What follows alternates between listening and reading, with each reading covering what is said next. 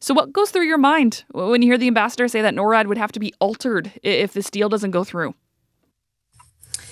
Well, I think on the one hand, this is sort of part and parcel of the bombastic messaging that is the Trump regime. But on the other hand, we have to remember that the NORAD command is girded by a binational agreement.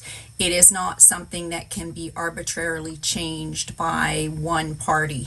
And we also have to remember that the North American Aerospace Defense Command is more than one platform.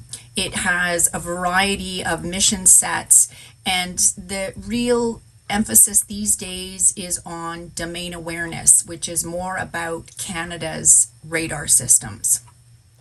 Can you give us a better sense of why the U.S. says it would have to enter Canadian airspace more often if Canada doesn't go through with the F-35 deal?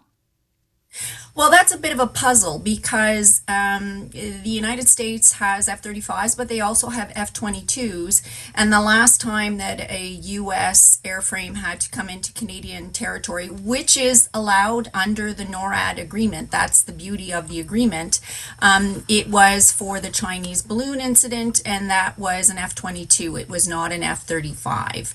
So why, because of one particular airframe, there would be more sorties into Canadian airspace? I'm not fully following that logic. Hoekstra says NORAD would still be altered if Canada buys the European-made Gripen planes because they're, I believe he used the word inferior. Is this a legitimate defense concern, or is it him simply trying to get Canada to spend billions of dollars in the U.S.? Well, the priority is always on interoperability, and certainly if we have the same airframe, i.e. an F-35, that makes it a little bit easier to connect. But I think, again, this is straying from the point at hand. The NORAD agreement has been in place for 67 plus years, and what Canada provides to the United States is things like our geographic area, which allows for things like our North Warning System radars and our future Arctic over-the-horizon radar systems and the other sensors that provide the United States and Canada with more time and space to react. And if you decide to walk away from NORAD, that means the U.S. is giving up that strategic advantage. It doesn't make sense.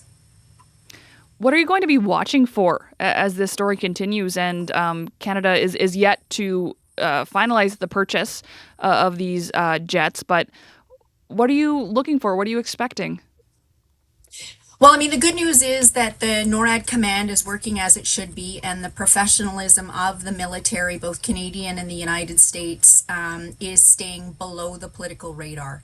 And so I really hope that we can start to negotiate and come to a solution, because the only adversary who benefits from this political sniping is in fact Russia and China. And, you know, let's be clear, Russia is our proximate, persistent threat, and there's growing concerns about China. And their activity is mostly in the Alaskan NORAD region.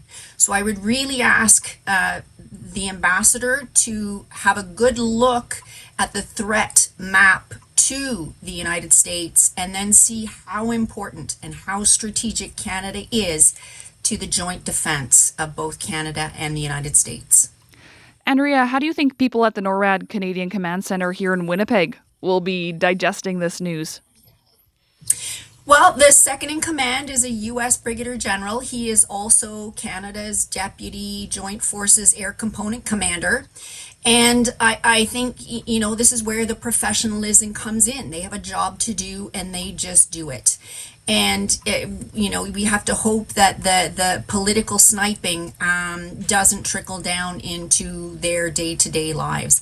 I am concerned, for example, that we have a lot of U.S. military personnel here who are here to defend us and defend the United States. And I don't want Canadians lashing out at them because of their government. We work jointly, it works well, and we've got to try and remain the adults in the room. Andrea, really appreciate your time this morning. Thank you. My pleasure. Andrea Charron is an associate professor of international relations at the University of Manitoba.